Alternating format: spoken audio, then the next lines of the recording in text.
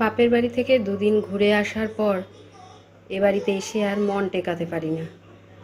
মনে হয় যদি পাখি হয়ে একটু উড়ে চলে যেতে পারতাম, যদি আবার একটু মাকে গিয়ে জড়িয়ে ধরতে পারতাম।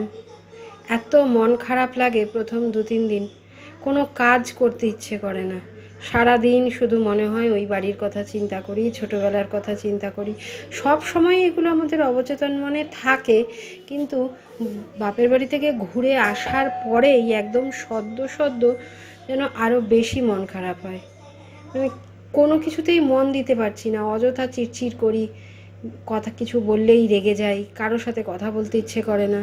আমার অদ্ভুত রকমের একটা মুড সুইং হয় আমার প্রত্যেকবার। আমি যদি একদিন থেকে আসি, ঠিক আছে, যে সকালে গেলাম বিকেলে চলে এলাম, অসুবিধা নেই, পরের দিন আবার তো সেই রেগুলার লাইফের সাথে মিশেই যাই।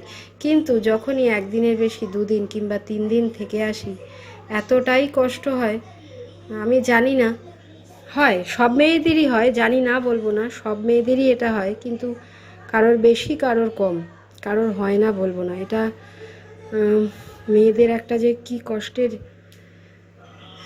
শ্বশুরবাড়িতে এসেই আমি আগেই চলে এসেছি আমি ঠাকুর পুজো করতে, কারণ এখানেই আমার সবটা, এখানে তো আমাকে থাকতেই হবে, এখানে মন বসাতেই হবে।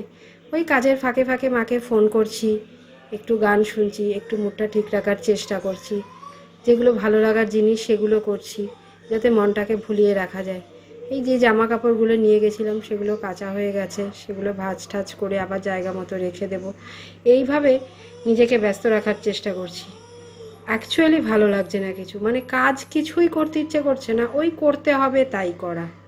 সত্যি এরকম যে কেন হয়, আমি নিজেকেই এর জন্য খুব ভীষণভাবে দোষারোপ করি। প্রত্যেকবার আমার এরকম হয়।